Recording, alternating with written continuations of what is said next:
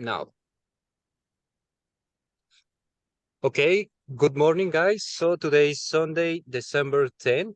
My name is Dustin Calderon. As you can see on my around area, I'm right here, just in the middle of top of one hill in Sudbury, and it's with me, Jamit and April.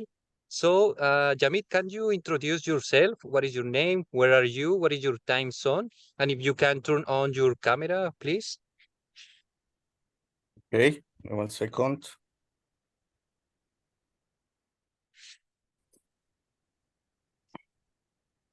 Could you see me now? Yep, we can see you. Okay, hello everyone. My name is Jamit Manosalva.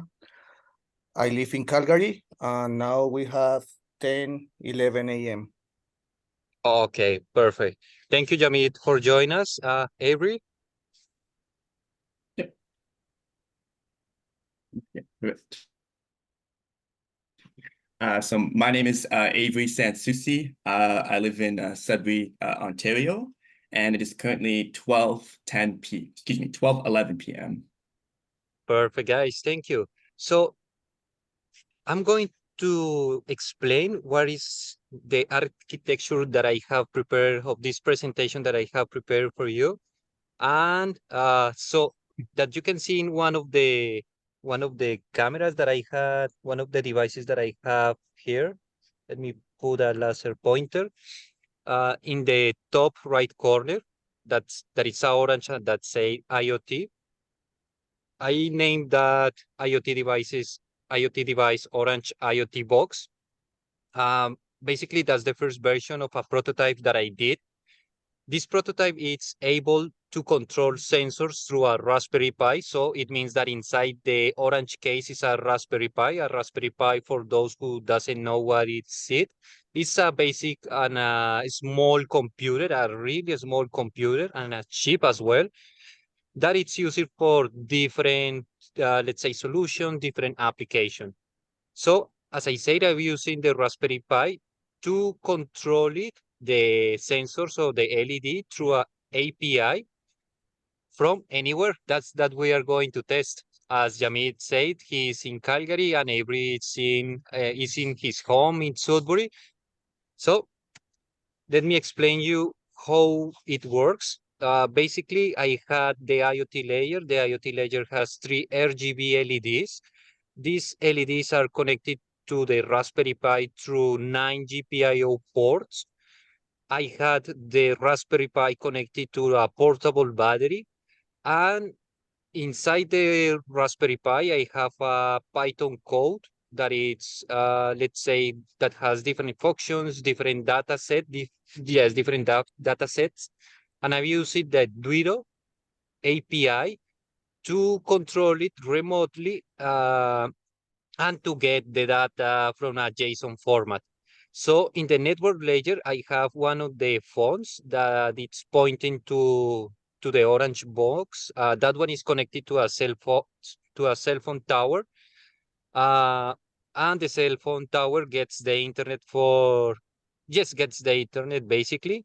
I'm doing a remote desktop connection from the laptop that I'm presenting to the Raspberry Pi, and you two guys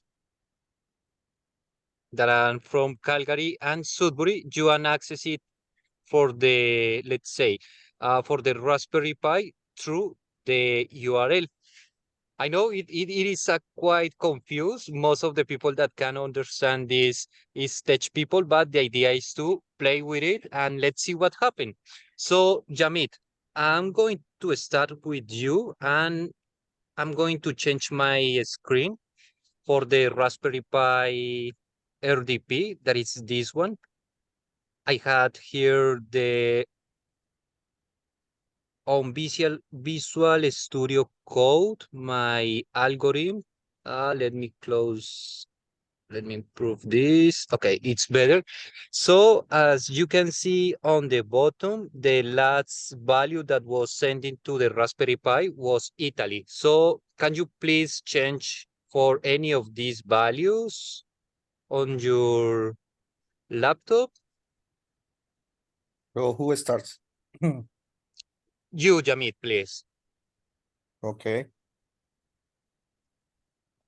So now that Jamit is going to do is to change one of the values that are on the URL. Basically, it's going to change the pattern of the LED colors. So he hit traffic, right?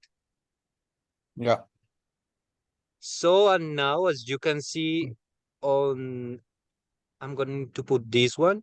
As you can see, the pattern of the color changed to green, yellow, and red, basically. So the colors of a traffic light. I'm going to ask you to put another one, maybe, I don't know, Argentina could be, or Colombia, I don't know.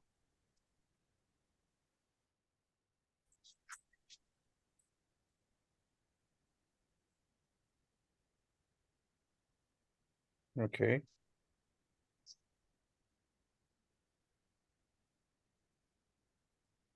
So, as I can see on my terminal, you hit Argentina. Mm-hmm. Correct. And after a few seconds of the polling process, the LED, the three RGB LEDs change the pattern. And I can see the blue, the white, and the blue. Mm-hmm. That's really cool. So let's jump now to April. April, can you choose any of the country or, uh, yes, of the values that we had here? Yeah. Perfect. So I can see that you hit blink.